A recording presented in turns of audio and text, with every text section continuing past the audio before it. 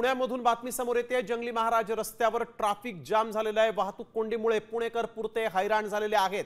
यावेळी एक महत्त्वाची बातमी आपण बघतोय। जंगली महाराज रोडवर ट्रॅफिक जाम झालेला आहे। थेट जाऊया पुण्यामध्ये। अक्षय बडवे आमचे प्रतिनिधी आपल्या सोबत जोडले गेलेले आहेत।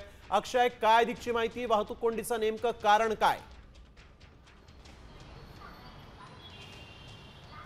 एका बाजूला पुणे पोलिसांकडनं मोबाईल सर्वेलन्स व्हॅन असेल, AI कॅमेरा व्हॅन असेल, याच्यावर खर्च केला जातोय। मात्र आपण जर ही परिस्थिती बघितली तर वाहतूक कोंडी किती मोठी आहे पुणेकरांना हे या कॅमेराच्या व्हिज्युअल्समधून आपल्याला पाहता मिळेल।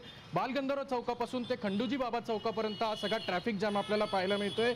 1.5 ते 2 किलोमीटर पर्यंतच्या या वाहनांच्या रांगा ज्या आहेत ते आपल्याला पाहायला मिळत आहेत। कॅमेराच्या लेन्स किती जरी तुम्ही झूम केल्या तरी ते दृष्टीच्या पलीकडे असलेले व्हिज्युअल्स आहेत जे आपल्याला कॅमेरात सुद्धा आपल्याला पाहायला मिळणार नाहीत। इतका मोठ्या वाहनांची कोंडी जी आहे ती आपल्याला या ठिकाणी पाहायला मिळते आहे। संध्याकाळची वेळ आहे, ऑफिसेस कॉलेजेस सुटतात आणि हा रस्ता जो आहे तो अतिशय महत्त्वाचा भाग म्हणून मानला जातो आणि याच रस्त्यावर वाहतूक कोंडी आपल्याला पाहायला मिळते। शहरातल्या मध्यवर्ती भागातला असलेला भिडे पूल हा बंद केलेला असल्यामुळे सगळा पर्यायी हा सगळा जे रस्ते आहेत ते सध्या ब्लॉक होतानाचा आपल्याला पाहायला मिळतंय।